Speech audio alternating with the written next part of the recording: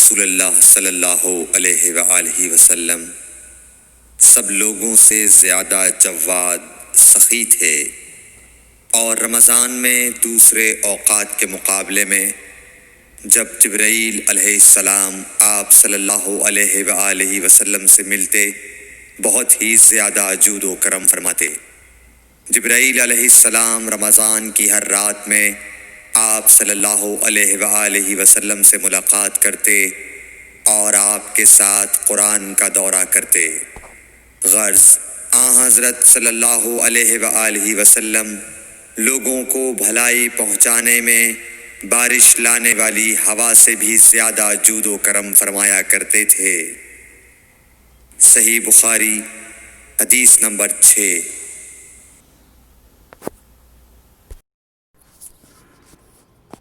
ہرقل شاہ روم نے قریش کے قافلے میں ایک آدمی بلانے کو بھیجا، اور اس وقت یہ لوگ تجارت کے لیے ملک شام گئے ہوئے تھے، اور یہ وہ زمانہ تھا جب رسول اللہ صلی اللہ علیہ وسلم نے قریش اور ابو سفیان سے ایک وقتی عہد کیا ہوا تھا۔ جب ابو سفیان اور دوسرے لوگ ہرقل کے پاس ایلیا پہنچے جہاں ہرقل نے دربار طلب کیا تھا، اس کے گرد روم کے بڑے بڑے لوگ، علماء، وزراء و امراء بیٹھے ہوئے تھے۔ ہرقل نے ان کو اور اپنے ترجمان کو بلوایا، پھر ان سے پوچھا کہ تم میں سے کون شخص مدعی رسالت کا زیادہ قریبی عزیز ہے؟ ابو سفیان کہتے ہیں کہ میں بول اٹھا کہ میں اس کا سب سے زیادہ قریبی رشتہ دار ہوں۔ یہ سن کر ہرقل نے حکم دیا کہ اس ابو سفیان کو میرے قریب لا کر بٹھاؤ اور اس کے ساتھیوں کو اس کی پیٹھ کے پیچھے بٹھا دو۔ پھر اپنے ترجمان سے کہا کہ ان لوگوں سے کہہ دو کہ میں ابو سفیان سے اس شخص یعنی محمد صلی اللہ علیہ وسلم کے حالات پوچھتا ہوں۔ اگر یہ مجھ سے کسی بات میں جھوٹ بول دے تو تم اس کا جھوٹ ظاہر کر دینا۔ ابو سفیان کا قول ہے کہ خدا کی قسم اگر مجھے یہ غیرت نہ آتی کہ یہ لوگ مجھ کو جھٹلائیں گے تو میں آپ صلی اللہ علیہ وسلم کی نسبت ضرور غلط گوئی سے کام لیتا۔ خیر، پہلی بات جو ہرقل نے مجھ سے پوچھی وہ یہ کہ اس شخص کا خاندان تم لوگوں میں کیسا ہے؟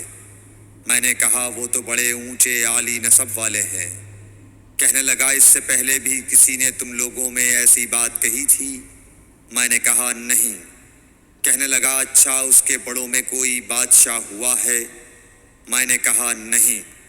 پھر اس نے کہا بڑے لوگوں نے اس کی پیروی اختیار کی ہے یا کمزوروں نے؟ میں نے کہا نہیں، کمزوروں نے۔ پھر کہنے لگا اس کے تابعدار روز بڑھتے جاتے ہیں یا کوئی ساتھی پھر بھی جاتا ہے؟ میں نے کہا نہیں۔ کہنے لگا کیا اپنے اس دعویٰ نبوت سے پہلے کبھی کسی بھی موقع پر اس نے جھوٹ بولا ہے؟ میں نے کہا نہیں، اور اب ہماری اس سے صلح کی ایک مقررہ مدت ٹھہری ہوئی ہے، معلوم نہیں وہ اس میں کیا کرنے والا ہے۔ ابو سفیان کہتے ہیں میں اس بات کے سوا اور کوئی جھوٹ اس گفتگو میں شامل نہ کر سکا۔ ہرقل نے کہا کیا تمہاری اس سے کبھی لڑائی بھی ہوئی ہے؟ ہم نے کہا کہ ہاں۔ بولا پھر تمہاری اور اس کی جنگ کا کیا حال ہوتا ہے؟ میں نے کہا لڑائی ڈول کی طرح ہے، کبھی وہ ہم سے میدان جنگ جیت لیتے ہیں اور کبھی ہم ان سے جیت لیتے ہیں۔ ہرقل نے پوچھا وہ تمہیں کس بات کا حکم دیتا ہے؟ میں نے کہا وہ کہتا ہے کہ صرف ایک اللہ ہی کی عبادت کرو، اس کا کسی کو شریک نہ بناؤ، اور اپنے باپ دادا کی شرک کی باتیں چھوڑ دو، اور ہمیں نماز پڑھنے، سچ بولنے، پرہیزگاری اور صلہ رحمی کا حکم دیتا ہے۔ یہ سب سن کر پھر ہرقل نے اپنے ترجمان سے کہا کہ ابو سفیان سے کہہ دے کہ میں نے تم سے اس کا نسب پوچھا تو تم نے کہا کہ وہ ہم سے عالی نسب ہے، اور پیغمبر اپنی قوم میں عالی نسب ہی بھیجے جایا کرتے ہیں۔ میں نے تم سے پوچھا کہ دعویٰ نبوت کی یہ بات تمہارے اندر اس سے پہلے کسی اور نے بھی کہی تھی تو تم نے جواب دیا کہ نہیں۔ تب میں نے اپنے دل میں کہا کہ اگر یہ بات اس سے پہلے کسی اور نے کہی ہوتی تو میں سمجھتا کہ اس شخص نے بھی اسی بات کی تقلید کی ہے جو پہلے کہی جا چکی ہے۔ میں نے تم سے پوچھا کہ اس کے بڑوں میں کوئی بادشاہ بھی گزرا ہے تو تم نے کہا کہ نہیں۔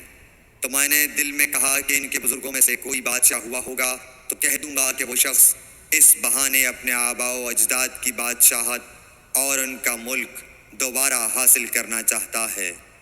اور میں نے تم سے پوچھا کہ اس بات کے کہنے یعنی پیغمبری کا دعویٰ کرنے سے پہلے تم نے کبھی اس کو دروغ گوئی کا الزام لگایا ہے؟ تم نے کہا کہ نہیں۔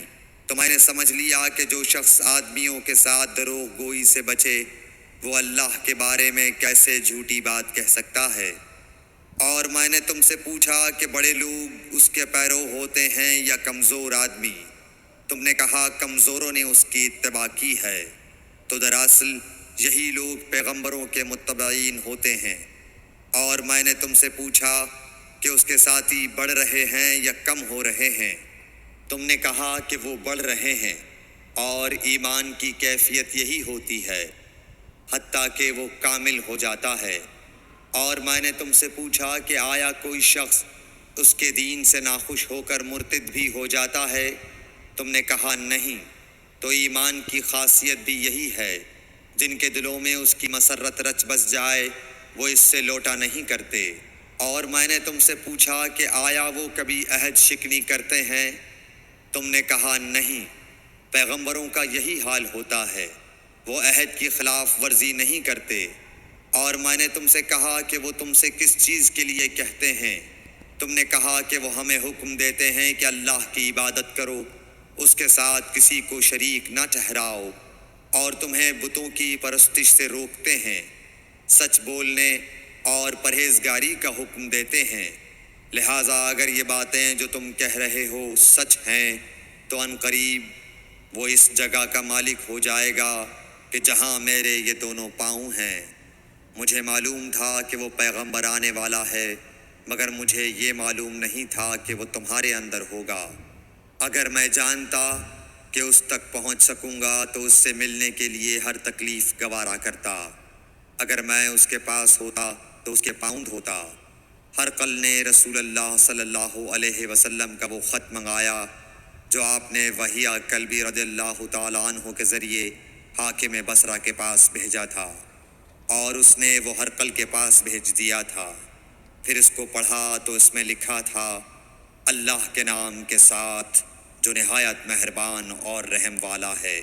اللہ کے بندے اور اس کے پیغمبر محمد صلی اللہ علیہ وسلم کی طرف سے یہ خط ہے شاہ روم کے لیے۔ اس شخص پر سلام ہو جو ہدایت کی پیروی کرے۔ اس کے بعد میں آپ کے سامنے دعوت اسلام پیش کرتا ہوں۔ اگر آپ اسلام لے آئیں گے تو دین و دنیا میں سلامتی نصیب ہوگی، اللہ آپ کو دوہرا ثواب دے گا۔ اور اگر آپ میری دعوت سے روگردانی کریں گے تو آپ کی رعایا کا گناہ بھی آپ ہی پر ہوگا۔ اور اے اہل کتاب، ایک ایسی بات پر آ جاؤ جو ہمارے اور تمہارے درمیان یکساں ہے، وہ یہ کہ ہم اللہ کے سوا کسی کی عبادت نہ کریں اور کسی کو اس کا شریک نہ ٹھہرائیں، اور نہ ہم میں سے کوئی کسی کو خدا کے سوا اپنا رب بنائے۔ پھر اگر وہ اہل کتاب اس کتاب سے منہ پھیر لیں تو مسلمانوں، تم ان سے کہہ دو کہ تم مانو یا نہ مانو، ہم ایک خدا کے اطاعت گزار ہیں۔ ابو سفیان کہتے ہیں، جب ہرقل نے جو کچھ کہنا تھا کہہ دیا اور خط پڑھ کر فارغ ہوا تو اس کے ارد گرد بہت شور و غوغا ہوا، بہت سی آوازیں اٹھیں اور ہمیں باہر نکال دیا گیا۔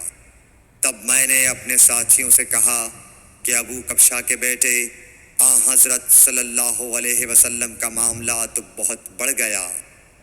دیکھو تو اس سے بنی اصفر روم کا بادشاہ بھی ڈرتا ہے۔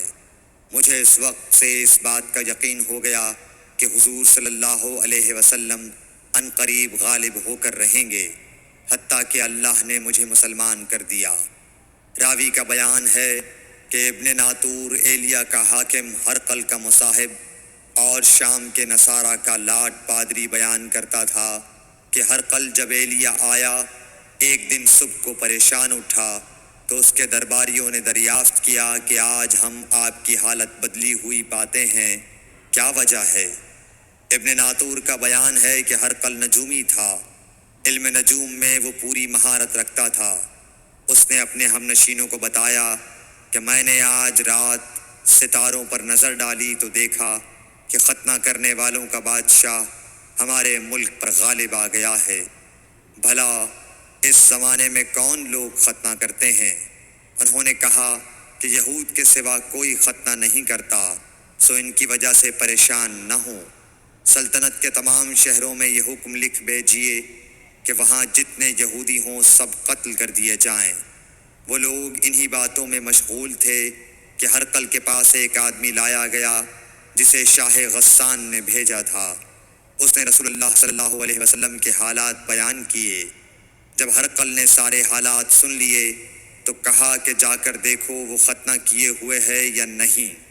انہوں نے اسے دیکھا تو بتلایا کہ وہ ختنہ کیا ہوا ہے۔ ہرقل نے جب اس شخص سے عرب کے بارے میں پوچھا تو اس نے بتلایا کہ وہ ختنہ کرتے ہیں۔ تب ہرقل نے کہا کہ یہی محمد صلی اللہ علیہ وسلم اس امت کے بادشاہ ہیں جو پیدا ہو چکے ہیں۔ پھر اس نے اپنے ایک دوست کو رومیہ خط لکھا اور وہ بھی علم نجوم میں ہرقل کی طرح ماہر تھا۔ پھر وہاں سے ہرقل حمص چلا گیا۔ ابھی حمص سے نکلا نہیں تھا کہ اس کے دوست کا خط اس کے جواب میں آ گیا۔ اس کی رائے بھی حضور صلی اللہ علیہ وسلم کے ظہور کے بارے میں ہرقل کے موافق تھی کہ محمد صلی اللہ علیہ وسلم واقعی پیغمبر ہیں۔ اس کے بعد ہرقل نے روم کے بڑے آدمیوں کو اپنے حمص کے محل میں طلب کیا اور اس کے حکم سے محل کے دروازے بند کر لیے گئے۔ پھر وہ اپنے خاص محل سے باہر آیا اور کہا، اے روم والو، کیا ہدایت اور کامیابی میں کچھ حصہ تمہارے لیے بھی ہے؟ اگر تم اپنی سلطنت کی بقا چاہتے ہو تو پھر اس نبی صلی اللہ علیہ وسلم کی بیعت کر لو اور مسلمان ہو جاؤ۔ یہ سننا تھا کہ پھر لوگ وحشی گدھوں کی طرح دروازوں کی طرف دوڑے، مگر انہیں بند پایا۔ آخر جب ہرقل نے اس بات سے ان کی یہ نفرت دیکھی اور ان کے ایمان لانے سے مایوس ہو گیا تو کہنے لگا کہ ان لوگوں کو میرے پاس لاؤ۔ جب وہ دوبارہ آئے تو اس نے کہا، میں نے جو بات کہی تھی اس سے تمہاری دینی پختگی کی آزمائش مقصود تھی، سو وہ میں نے دیکھ لی۔ تب یہ بات سن کر وہ سب کے سب اس کے سامنے سجدے میں گر پڑے اور اس سے خوش ہو گئے۔ بالآخر ہرقل کی آخری حالت یہی رہی۔ صحیح بخاری حدیث نمبر 7۔